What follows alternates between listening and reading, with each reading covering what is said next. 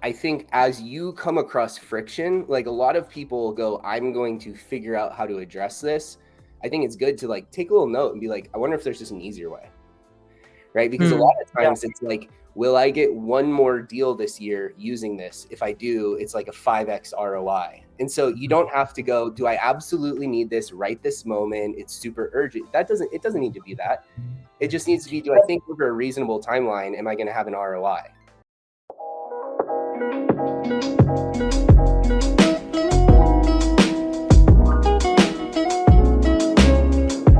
Hey everyone, welcome to Sales Gambit. I'm your host, Ashish, CEO of Convin, a conversation intelligence platform for the inside sales team. And today's episode is all about how to build an ideal sales stack. And for that, we have Kellen Casebeer, Chief of Staff at Lyon Health Sciences, with us today. He has been an AE and an Enterprise SDR in the past who loves to coach young sales professionals voluntarily. Welcome to Sales Gambit, Kellen. I'm super excited to host you today. So excited to be here, Ashish. Thank you. And I'd be lying if I said I'm not secretly hoping to see the pet bulldog that makes that guest appearance today on the podcast. We will have to make that happen. He's running around here somewhere. I'll grab him next time I see him. That's awesome. Great. So, Kellen, I'd like to start with a very fundamental questions for the audience, right? So that they can get to know you better, right? How has been your sales journey Yeah. in this industry over the period in time? If you can give us a glimpse, that'd be great.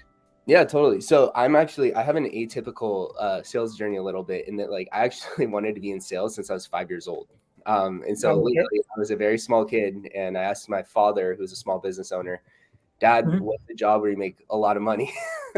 Because, as a kid, all you think of is work. Like I had no idea what anything is. I just know that like you Mhm. work. How do you make a lot of money? And my father goes, there's one job where you choose how much you make. Right. And as a kid, I was like, Right. oh, and he goes, in sales, the better you get, the harder you work, you can make more money, and like literally since I was a kid, that was the goal. Right. And so Very through interesting. college, sold gym memberships, I sold office furniture, I sold home theater systems. And then when I finally graduated college, I got into cybersecurity. And so I was an SDR on an enterprise cybersecurity team. Really loved it. I had like an amazing team. It was a very cool experience, kind of stepping into such like a crazy world fresh out of college. So I did that for about a year. I loved it. I learned a lot. It was a little bit crazy, right? Like when I was first in SDR, the world was a lot different, I think, for SDRs. We did not Very have interesting. the same level of Mhm. tools. There's very Mhm. little like kind of awareness and focus around it. I basically got a call script, like some email scripts, like a Discover org account, and they're like, "Go have fun, man." So it's great, So I did that for a little while. And then basically having run my own company actually previously doing home automation systems in those home theaters, after about a year, I kind of got bored only being an SDR. And I shouldn't say only because like they have the hardest job, but I got bored of that scope. Right. And so I went into a full cycle role, doing like HR tech, did that for 2 years out here in NorCal Bay Area. Really loved it. And basically I had a great boss, it was a great job. And during that time, I met the founder of a company who is now my boss, Brian, with Leon. And so that's kind of how that transitioned into what I'm doing today. That's a great journey, right? And it's sort of, the most of the people I have met with, they say that they got into sales by chance. But for you, it seems like everything was planned, right? Yeah. You planned it to get into sales. Yep. Yeah. Exactly. It's funny because a lot of people do end up in sales by accident. And it's interesting because there's this like used car sales guy sort of like archetype everyone thinks about and goes, I don't want to be that person. You had Yeah. mentioned I help people get into sales. One of my Mhm. big motivations there is just that like I don't buy that. Is like I think some of the world's greatest professionals are salespeople, and that a lot of people would be really happy in sales roles, interfacing with other people, solving problems. They just have this idea of what it might be. And I think that's the people who accidentally end up in it probably think it's this like bad thing, show up and like, oh, I get to like hang out with cool people, like solve business problems. Like, this is awesome.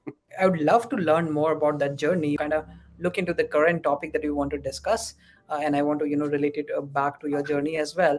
Over the period in time, you would have saw evolution, I would say, in the way people are making use of the softwares, right? Mm-hmm. And the sales stack would have changed drastically from, what it Yep. was earlier in your day and then what it is today, right?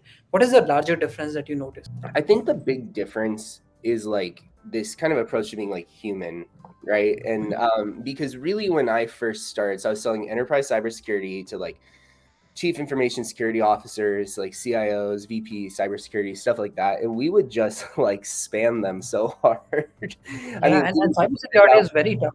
we I would mean, I have tried going into cybersecurity myself, and it's very extremely hard to get responses from the people.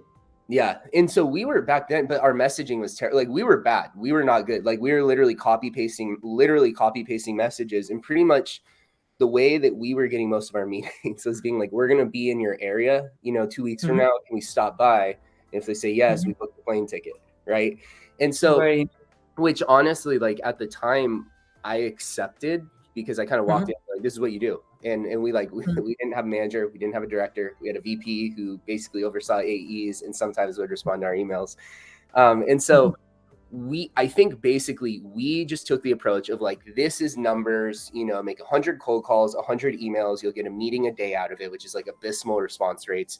There's no sort of focus on like improving the quality of these reps, right? And so you have companies today like Lavender, right? Like Will already above, right? He's always talking about like, reducing the scope of your volume, be very personable and do like well executed emails. And so I think from 5 years ago when I was first doing like SDR stuff till today, the biggest difference is just like the intent, right? Is like, I think salespeople today are way better, way more like thoughtful around like, why am I reaching out to you? What is the relevance of this reach out? And what can I provide to you to get something back? Back then it was just like, do this, will you give us this meeting or whatever? The manual robotic work is what you mean, right? Yeah, exactly.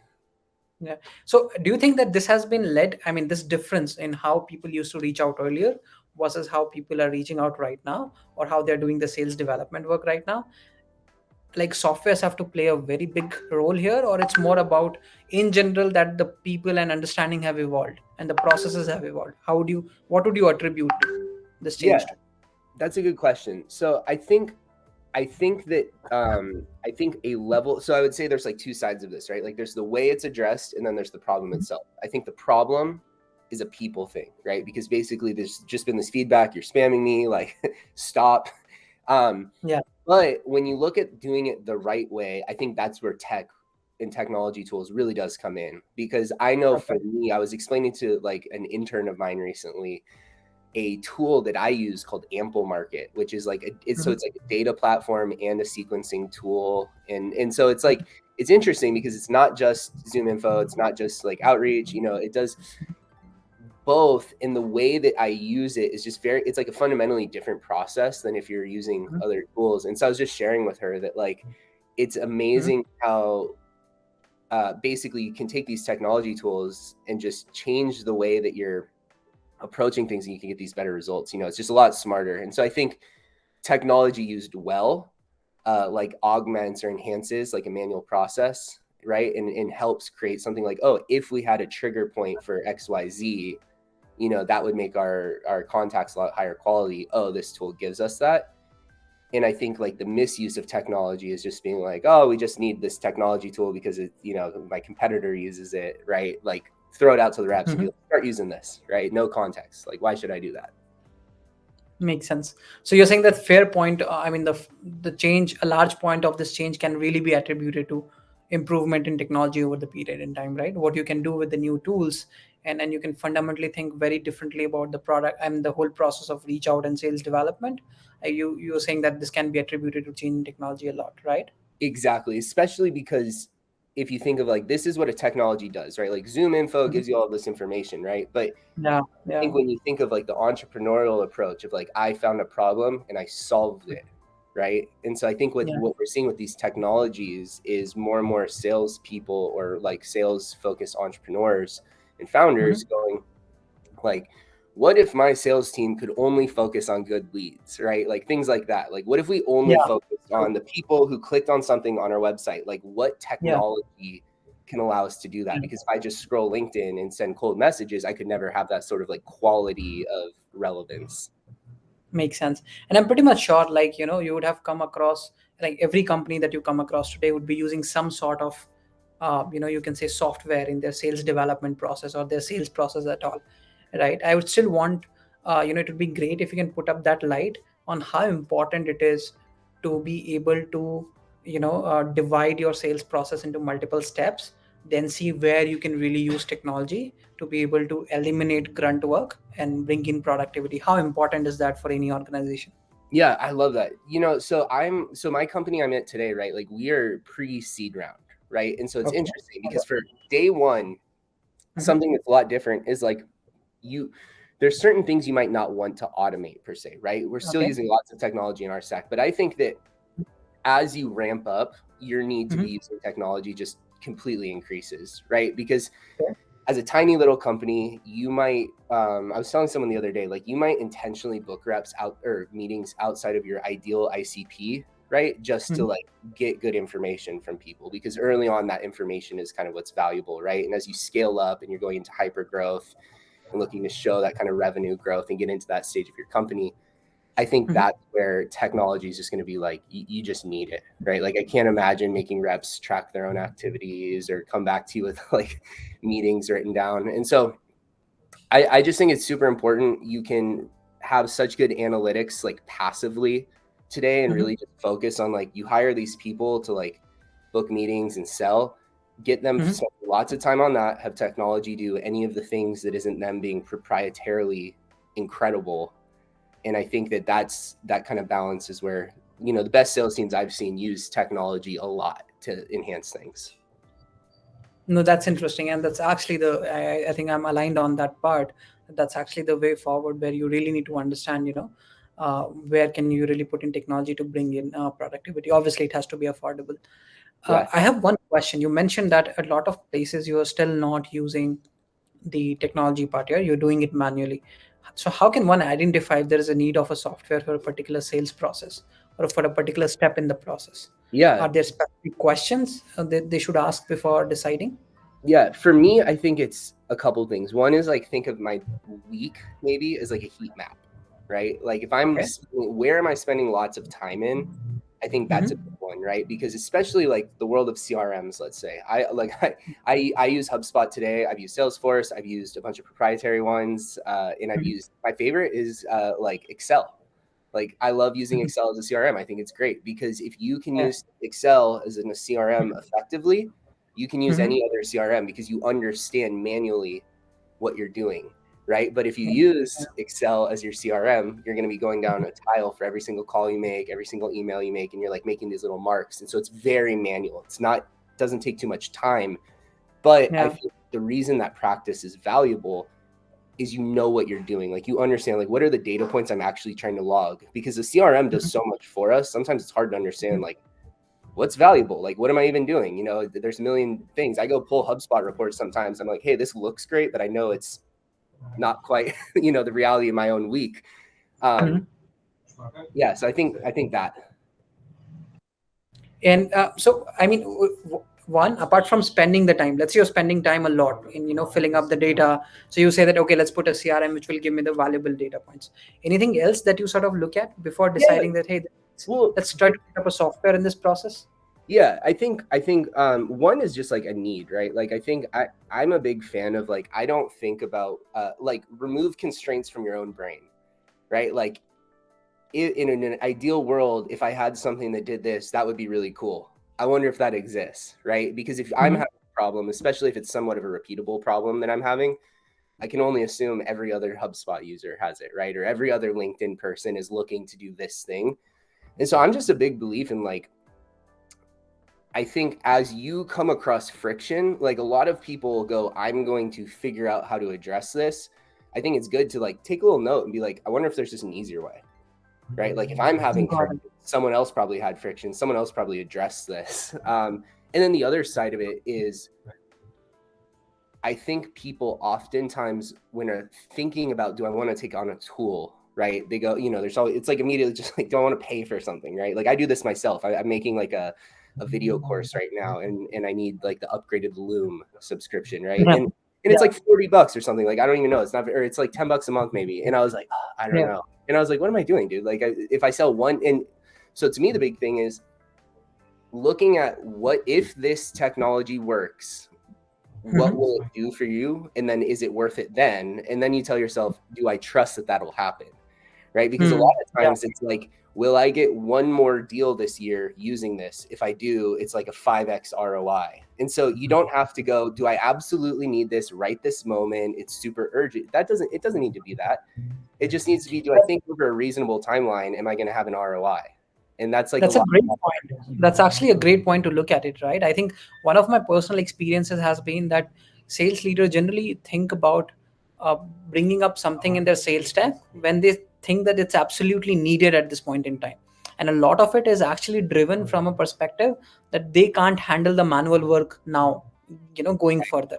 They might have increased their team size, they might have increased processes or steps in the process, and now they think that because of the time investment that they are doing, they can't do it manually, and that's why they bring in a software. But the other way that you suggested to look at it could be the ROI way, right? How much ROI can I drive if I add this to my sales stack in a year or so? A very specific question here, and out of curiosity, why do you think a lot of salespeople don't do that today? Yeah, okay, so it's funny because I think so like the nature of the business that I do today, right, is what we're doing is basically talking about like stress and capacity, right? So if you think of like a whoop strap for like employees, I would argue that the sales function is fundamentally operating wrongly when it looks at like a bandwidth to do other things perspective. And what I mean by that is most sales reps have a weekly goal, right? Like most sales reps week after week have a repeatable goal, which means that Monday this week, it starts to Monday next week. And so if you think of like the pressure that that's applying down on people, and then the incentive where even if you hit your goal, you're like, oh my God, I'm about to just start over. So maybe I should just like get out ahead of it this week. There's very little time to like step back and do like the CEO of the sales process thing and go like, what might I change if I was, king of this or queen of this all or whatever. And so I think salespeople and sales leaders is the same thing, is they're always so focused on hitting that number. And especially if they're not quite where they want to be, it is very scary for them to change because they know, what if I change and it goes down 12%, and I think it becomes a top-down thing where like, does your CEO, do your executives empower sales leaders to experiment to try to find better things? And a lot of times the answer is just no. And so then it becomes like, the only way my executives will, be aligned with me is if I am like pounding my head against the wall, frustrated because I have 20 people doing this manual process. And like, so I think it's a lot of that. It's just like bandwidth, it's focus, it's like, it's really, and then it's like loss aversion.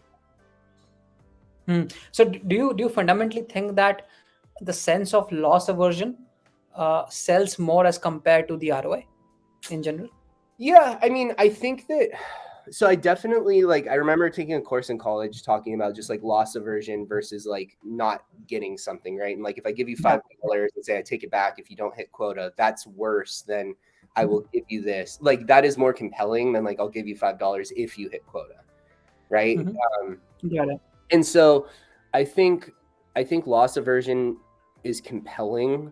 I think the other, sometimes I talk about like a little bit of a lack of creativity, right? I think a lot of people also like just want to kind of follow the path ahead in the mold. And so people are a little bit unwilling to trailblaze into new things. And so I think that coupled with everything else just makes it a little bit of an uphill battle for technology adoption. Makes sense. No, I think that's a very interesting point of view, actually. Let's say that, you have identified the need of a tool, right? It might be due to loss aversion. It might be due to, when you reach at a point that you can't do it manually. How do you find the perfect fit for your company with dozens of options available today? Yeah, good question. What is my process? Because I'm probably not the most standard. Yeah, that'd be great.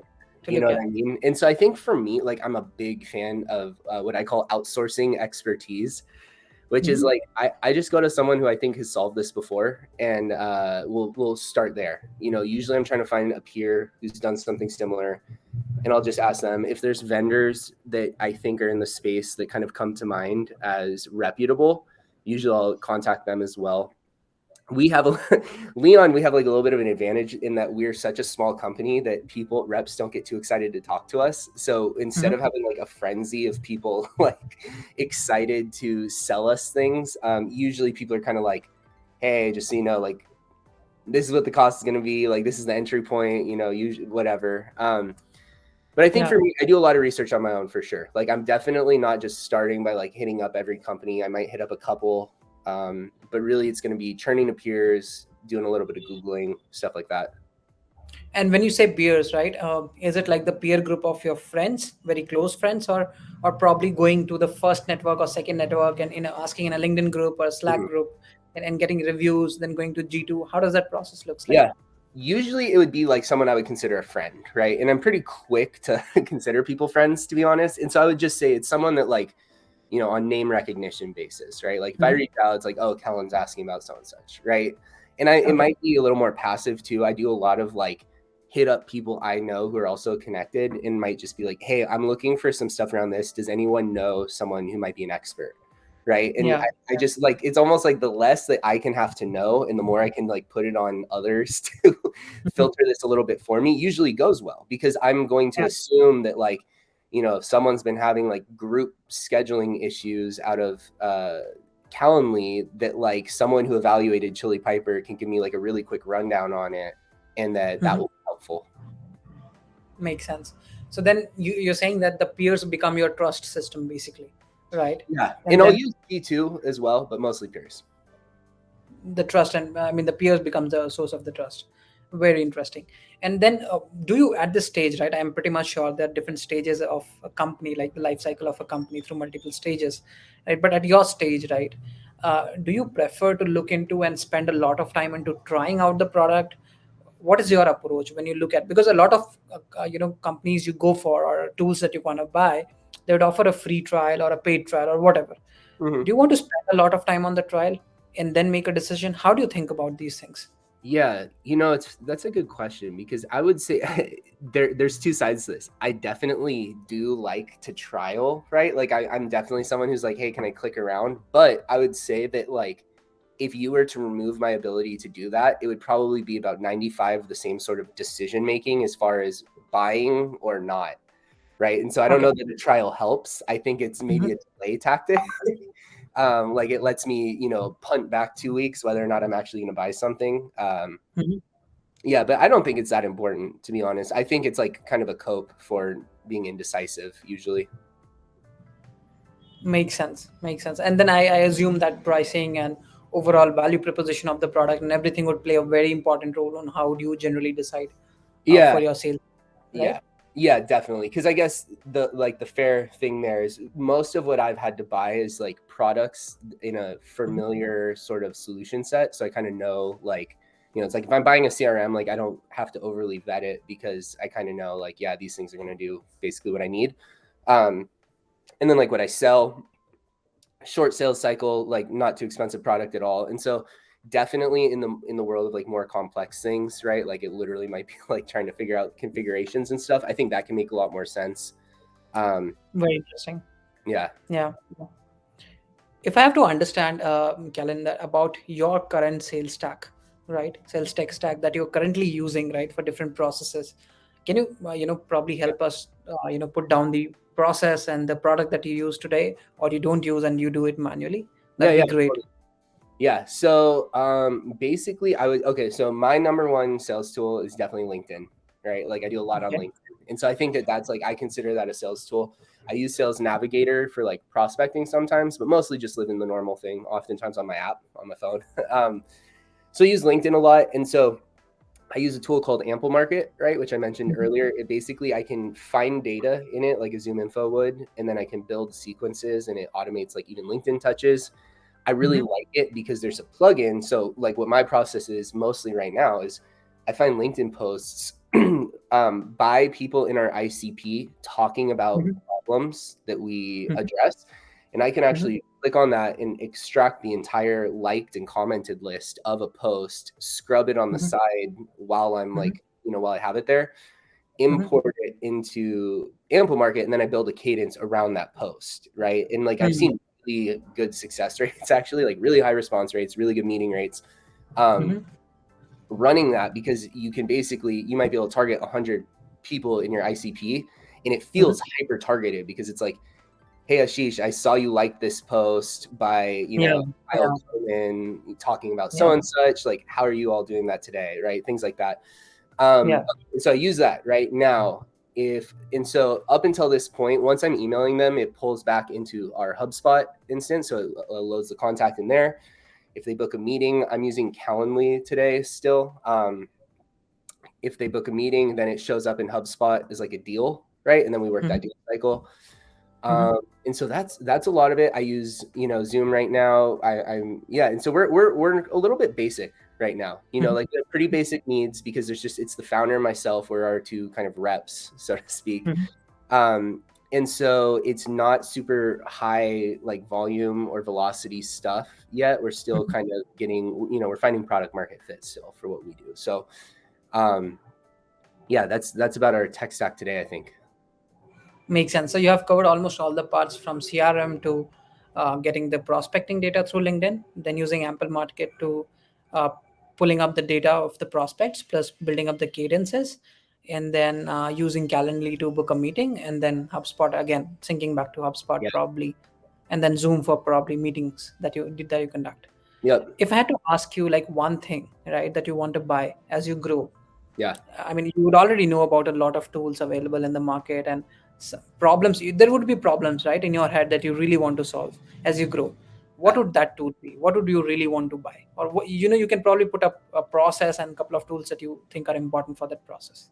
Yeah, I think really for us, the next step I see is going to be something that's like doing analytics on more of our like sales calls, probably, right? And so something like a Convin, like a Gong, like any of those. But basically, I think because to me, there's a lot of there's a lot of different things that do a lot, but I think where for us at least the value will really start to come is like tooling those sales calls that are not very easy to quantify, right? It's really easy to care about like sends and open rates and reply rates. Those things are really great, but I think to me, like one of the bigger needle movers in an organization is probably going to be like getting better control over like the conversation quality going on and giving managers like a better way to kind of coach and improve their reps, right? Because I think a lot of technology improves quantity of things. Not all of them necessarily improve quality, right? And I think that oftentimes, like if we go back and look at what is the trend today that's booking meetings, right? It is quality, right? It's lower volume, higher, focus, more personalized. And so I think having something to retrospectively look at how your calls went, have an understanding of kind of heat maps of talking and things like that. At least for me, like I think that would be my, number one. Fair point. And I think that that's the right approach as well. As your team grows, what you want to know or understand is why are deals not converting, right? And how you can convert more. So probably from that perspective, that makes a lot of sense.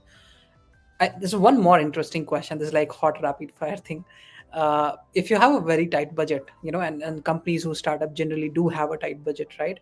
Yep. What kind of, and if you had an option to buy only 3 softwares, okay, right? What would you buy? What would you go and buy? What processor?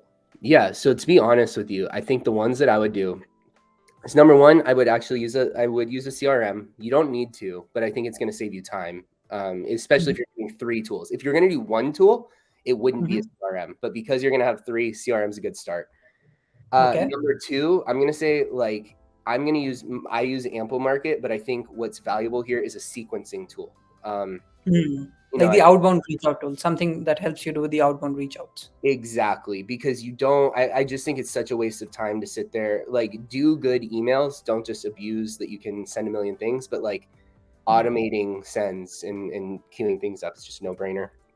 And then for me, I really would probably just do conversation intelligence of some sort next, right? I would want something, and again, the reason is if you have HubSpot, you can create your stages, right? So you can understand very clearly where things falling off. So I think that's important because it organizes your sales process. Ample Market or some sort of outbound tool lets you drop people into that, right? I'm not going to count LinkedIn here as a software because it's just like a free thing, and so I'm assuming that they're like finding people off LinkedIn to drop into this. And so if you're getting people into your sales cycle, you're working the sales cycle and seeing where people are dropping off, I would just want to layer something on that's going to help me get better data around, okay, like if on stage 3, which is, let's say the demo, if I'm seeing way, really bad conversions there, I would want something Why is it happening? to help me start to extract some insights that are going to help me improve that. Makes sense. And let's make it a bit harder for you. What about just one software that you want to buy? Yeah. One software. That's so good. I think it would be conversation intelligence. I think if I was going to use just one thing, because I would use a G Sheets to track deal cycles. And so I get rid of HubSpot. Instead of using Ample Market, I would do all LinkedIn, which is free. And so then it would basically be, I would just want something that when I talk to people, I can record it, play it back, extract stuff out of it. I think that's, and it's a little bit of like a homer answer, but I think it's true, because I think if you're so small that you're doing nothing and you have, if you have no budget, you probably have like close to no revenue. Like if you're trying to figure things out, qualitative data and like lots of data and understanding is going to be a lot better than like a dashboard of numbers that are like, oh, you got like 13% open rate. Makes sense. You have a lot of books. I mean, a couple of books that I have noticed, right? Would you want to help our audience understand how they can grab a copy? Yeah, definitely. Like just like books I would recommend, you're saying? Yeah, that would be great. Yeah. So one I really like, Grit by Angela Duckworth. And so this book is about basically persistence, more or less. I mean, it's about the matter of grit, which is like a long-term focused goal in one's ability to sort of like work hard towards it. And basically she talks about how it's like the number one correlation to like success in people. I really like everything that Kyle Van Voris puts out from Voris.com. He's written a book. He has like this prospecting journal that I actually use. So I think anything he puts out is really, really good. Anti-Fragile by Nassim Nicholas Taleb. I don't know if you've read this. It's an amazing book. So, and the reason I think Anti-Fragile is really important for salespeople is this. We face lots of rejection, which is stress, right? Like we try things and they don't work most of the time. And a good salesperson has to be able to improve from those misses. And that's what anti-fragility is. And so this book helps create a mindset and an approach where you can look at every lost deal, every phone call that hung up on you, every email that said no, every person who ignored you on LinkedIn, and they actually make you a better salesperson, not a worse one. It's not a disappointment. It makes you better for the next one. That's why I think it's really valuable. That's great, actually. Yeah, I'm going to order it right away. Yeah, I love it. This guy, he predicted like the 2008 stock market crash. And so he wrote, are you familiar with the Black Swan? Like the idea of Black Swan, he like coined that. Yeah. He wrote the book Black Swan. That's very interesting. I should look at it. Great. Kellen, that's all the questions I had for you today. Thank you so much for coming to Sales Gambit and sharing such valuable insights with us. I'm pretty much sure like everyone watching would have a very clear perspective on how to build their ideal sales tag when they just start. Thank you again for coming on Sales Gambit. Thank you so much, Ashish. I had a great time. This is awesome. Thank you. This is your host, Ashish, signing off. See you in the next episode. Till then, keep your head high and quotas higher. Happy selling.